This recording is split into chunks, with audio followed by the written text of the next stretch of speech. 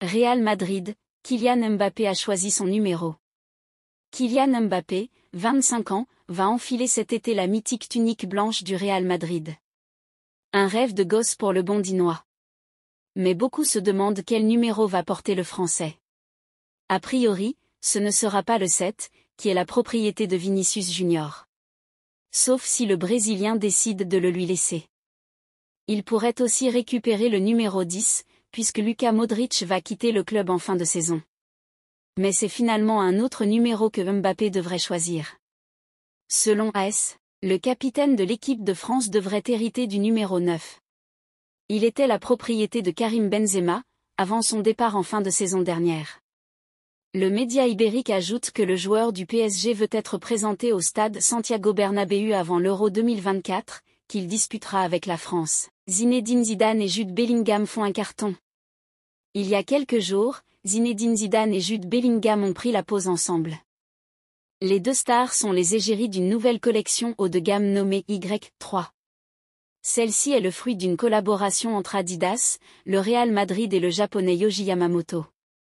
C'est donc Zizou et la nouvelle star madrilène qui ont été choisis pour assurer la promotion de cette marque, qui n'est pas forcément accessible à toutes les bourses. Relevo précise qu'il s'agit d'une collection de luxe et rappelle que certains produits vendus par le passé étaient assez chers, vestes à 700 € par exemple. Quoi qu'il en soit, Adidas a déjà réussi un joli coup de communication puisque les photos de Zidane et Bellingham ensemble ont cartonné sur les réseaux sociaux. Bellingham touché par les supporters du Real. La superstar du Real Madrid, Jude Bellingham, a remercié les fans de Los Blancos pour leur soutien alors que le milieu de terrain purge sa suspension. Le milieu de terrain anglais a été suspendu après avoir utilisé un langage abusif envers l'arbitre Jesús Gil Manzano dans des circonstances très controversées contre Valence. Cette suspension signifie qu'il a dû assister à la déroute 4-0 du Celta Vigo par le Real Madrid depuis les tribunes du Santiago Bernabéu. Pendant le match, les supporters ont déployé et brandi une banderole en soutien aux joueurs de 20 ans. On pouvait y lire « Hey Jude, le Madridismo est avec toi ». Bellingham a répondu sur les médias sociaux avec le message suivant « Je ne peux pas m'empêcher de sourire. Merci pour l'amour, Madridista ».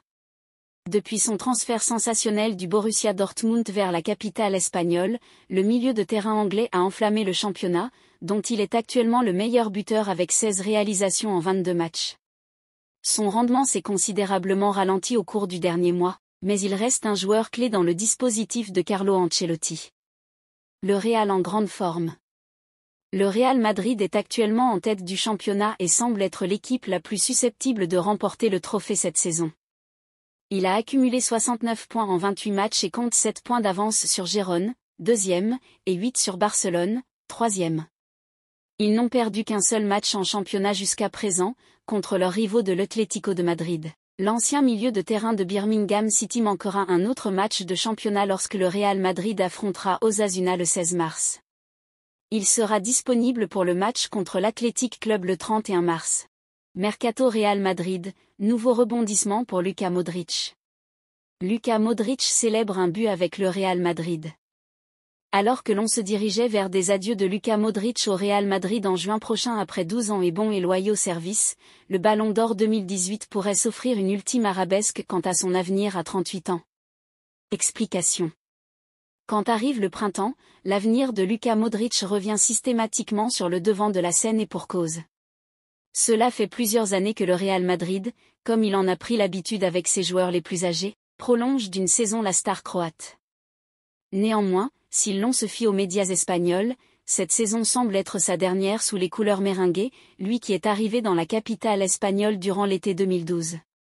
Mais le Ballon d'Or 2018, qui est aujourd'hui âgé de 38 ans, n'a visiblement toujours pas prévu de raccrocher les crampons et on peut le comprendre à la vue de son niveau toujours aussi impressionnant. Et forcément les informations quant à son avenir se multiplient dans les médias espagnols. Pour certains, il pourrait intégrer le staff de Carlo Ancelotti, pour d'autres, il va quitter la Casablanca pour une destination inattendue, Arabie Saoudite, Dinamo Zagreb. Real Madrid, l'appel au meurtre des supporters barcelonais contre Vinicius. Carlo Ancelotti souhaite le garder. Mais comme souvent avec un Luka Modric mutique quant à son avenir, difficile de savoir, surtout quand il réalise une masterclass avec le Real Madrid du haut de ses 38 printemps. C'était déjà le cas fin février face au Séville FC où il avait marqué le seul but de la rencontre. L'occasion alors de recevoir les louanges et une sacrée perche de la part du mystère Carlo Ancelotti. C'est entre ses mains. Cela dépend de lui. C'est un gars génial, très humble, je l'aime. Je ne sais pas s'il veut rester pour être remplaçant. Comment puis-je aider Modric? C'est très difficile, je sais ce que cela signifie. Je comprends quand Lucas est triste, mais ce n'est pas sa fin. Le monde entier pense ça, mais pas lui. Il a encore des jambes, de l'énergie. Ce n'est pas la fin de sa carrière. Regardez sa qualité. Arda Güler n'a eu droit qu'à 1 minute dans les arrêts de jeu pour le Real Madrid dimanche soir contre le Celta, mais il en a profité pour marquer. Le prodige turc a connu des débuts difficiles dans le football espagnol, manquant les 6 premiers mois à cause d'une série de blessures et ne faisant ses débuts qu'en janvier. Depuis, il est resté la plupart du temps sur le banc, il est entré en jeu à 1 minute du coup de sifflet final contre le Celta pour marquer. Le sentiment de marquer est incroyable. C'était un grand match et je félicite l'équipe d'avoir gagné 0-4. Je remercie ceux qui me soutiennent car la saison a été très difficile jusqu'à présent, mais j'espère que les choses iront mieux aujourd'hui, a-t-il déclaré à RMTV, comme le rapporte MD. La jeune vedette méringuée a également souligné qu'il était heureux d'être dans le meilleur club du monde, même si l'on dit qu'il pourrait être sur le point de le quitter. Même si c'est difficile, je crois que j'ai la qualité et le caractère pour surmonter les difficultés. Louangé par Ancelotti. Cela devrait contribuer à apaiser les tensions entre Güler et l'entraîneur Carlo Ancelotti. La star turque aurait l'intention de se battre pour sa place la saison prochaine au Real Madrid, malgré une concurrence féroce pour les minutes de jeu. De son côté, Ancelotti, irrité par son attitude sur le banc, estime qu'il serait préférable pour son développement qu'il soit prêté. Il a un grand talent qu'il a montré aujourd'hui, a déclaré Ancelotti. Il aura, à l'avenir, je ne dis pas demain, plus de minutes. Sur le but qu'il a marqué, il a eu un dribble fantastique et une finition fantastique. Ce but est important pour lui, comme il l'est pour nous d'avoir un grand joueur. On connaît maintenant la décision de Brahim Diaz concernant son avenir international. Il représentera le Maroc et non l'Espagne. On connaît certaines des raisons qui l'ont poussé vers ce choix. Brahim Diaz ne fera donc pas partie des noms annoncés par Luis de la Fuente ce vendredi, pour la prochaine trêve internationale. Alors que le Madrilène faisait partie des présélectionnés espagnols et marocains, le milieu a finalement décidé de représenter le Maroc. Un choix qui pourrait surprendre quand on sait qu'il a connu un parcours international avec les équipes jeunes de l'Espagne. Pourtant, plusieurs raisons semblent pouvoir expliquer ce choix, selon AS. D'abord, Brahim Diaz et son entourage auraient approché Luis de la Fuente pour savoir en avance s'il serait présent ou pas dans cette liste. Ce à quoi la fédération et le sélectionneur n'ont pas accédé ne donnant aucun passe-droit à qui que ce soit. D'autant plus que ce n'est pas la première fois que l'entourage de Brahim Diaz semble demander de tels privilèges. A révèle aussi qu'il s'était déjà renseigné sur l'avenir du néo-marocain dans la sélection espagnole avec une demande d'entretien. Une demande qui n'avait déjà pas abouti. Un ancien du Real Madrid, j'échangerai Vinicius contre Kvaratskhelia.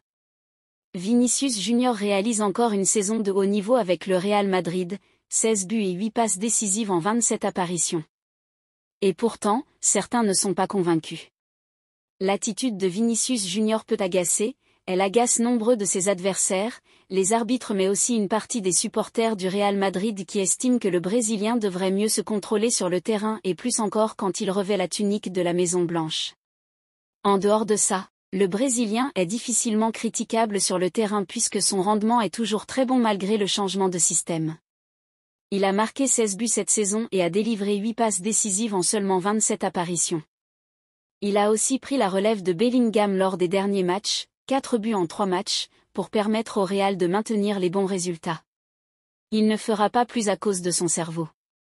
Pour autant, cela ne suffit pas à tout le monde et pas à un ancien de la maison comme Manolo Romero. Cet ancien recruteur pour le Real Madrid sur le sol catalan pendant 20 années, a donné un avis pour le moins controversé hier sur la Cadena SER au sujet de Vinicius. Si je signerais Kvaratskhelia, Naples, au Real Madrid ? Je l'échangerais contre Vinicius. Il formerait une grande attaque avec Mbappé et Rodrigo par exemple, ou Brahim Diaz, a-t-il lancé alors qu'il était sujet de Naples, en l'occurrence du match de demain face au FC Barcelone, et que le présentateur lui a demandé s'il le ferait venir au Real. Pourquoi? À cause de son comportement? Oui, et puis le jeu. Il ne joue pas bien en ce moment même s'il marque des buts. Je pense qu'il faut parler avec Vinicius mais d'une manière différente. Il faut lui montrer 30 fois le match qu'il a fait face à Girona et lui dire, c'est ce Vinicius dont on a besoin. Si tu n'es pas capable de répéter ce match tous les week-ends, alors on doit réfléchir. Moi je lui dirais aussi clairement que ça, a expliqué celui qui ne travaille plus pour le Real depuis 7 ans maintenant. Il faut l'intimider et la meilleure manière de le faire, c'est de lui montrer son match contre Girona qui était une masterclass.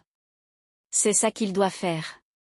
Il doit arrêter de protester et faire ses bêtises. C'est dommage mais ce joueur ne fera pas plus à cause de son cerveau, a-t-il poursuivi avant d'expliquer pourquoi le remplacer ne serait pas une mauvaise idée. De ce fait, si tu vends Vinicius et fais une bonne opération économique, qu'avec cet argent tu recrutes Kvaratskhelia qui est un très bon joueur et qui marque plus de buts que lui. Allons-y. Ça ne me dérangerait pas de faire ce deal, a-t-il conclu. Avec 10 buts et 6 passes décisives en 36 apparitions, le Géorgien a néanmoins des statistiques bien inférieures au Brésilien du Real cette saison. Ce n'est toutefois pas la première approximation ou déclaration un peu fracassante de Manolo Romero. En effet, en 2023, il s'était montré suspicieux sur l'âge d'Endrick, le futur attaquant madrilène. J'ai toujours eu des doutes sur le fait qu'on nous dise le vrai âge de ce garçon. Je dis ça parce qu'il est physiquement trop développé et qu'il me rappelle Radamel Falcao qui est arrivé plus vieux que lui en Europe.